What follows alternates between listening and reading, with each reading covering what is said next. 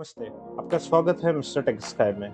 आज इस वीडियो में हम बहुत ही इंपॉर्टेंट टॉपिक के ऊपर बात करने वाले हैं। वो है एडल्ट वेबसाइट या फिर पोर्नोग्राफी वेबसाइट्स जो सेल करती है या फिर जो प्रेजेंट करती है, उन वेबसाइट्स के बारे में। और मैं ये दावे के साथ कह सकता हूँ कि ये इंडिया का जो रूल है या फिर कह सकते हैं कानून है, वो एक भद्दा मजाक बन के रह चुका है। क्योंकि यहाँ पे कुछ वेबसाइट्स है जो ब्लॉक है और ये एक्चुअल में ब्लॉक है। अगर आप इसको एक्सेस करना चाहोगे तो वो एक्सेस नहीं होगी।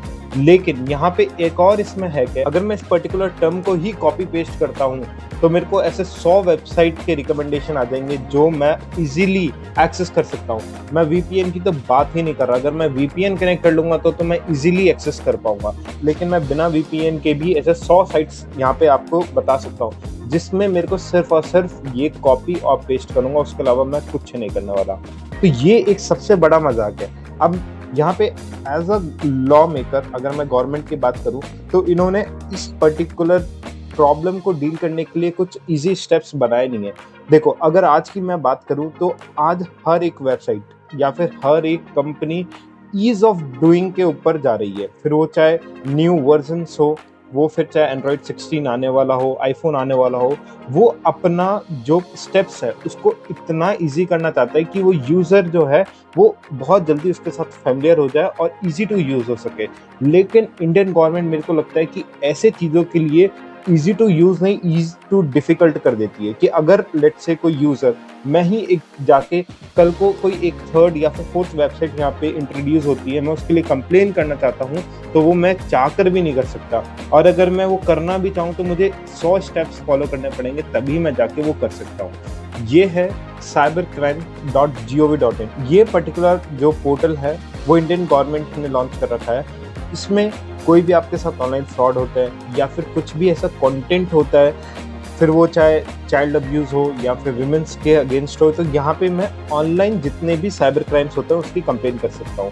लेकिन यहाँ पे मेरा सबसे बड़ा क्वेश्चन है, अगर लेट्स से मैं एज अ यूज़र, मुझे सिर्फ एक वेबसाइट मिली और मैं वहाँ पे जाके अनोनिमसली यहाँ पे कोई कंप्लेन करना चाहता हूँ तो वो मैं बिल्कुल नहीं कर सकता। क्योंकि यहाँ पे अगर आप देखोगे तो रजिस्टर और कंप्लेन में 3 ऑप्शन है: women's, child related, financial fraud या फिर अदर साइबर क्राइम। मैं अगर अदर साइबर क्राइम में जाता हूँ तो ये पेज ओपन होता है और यहाँ पे फाइल अ कंप्लेन पे क्लिक करूंगा तो जो ये अगेन एक पेज ओपन होगा, वहां पे आपसे ये डिटेल्स मांगेगा, आपकी लॉगिन डिटेल्स, जैसे आपकी ईमेल एड्रेस और आपके फ़ोन नंबर। और जब भी आप इस पर कंप्लेन करोगे तो वो आपसे एडिशनल इन्फॉर्मेशन भी मांगेगा। अब मेरे को एक बात बताइए, अगर ये प्रोसेस इतने 10 स्टेप में डिवाइडेड कर रखा है तो कौन जाके उसके अंदर कंप्लेन करने वाला है?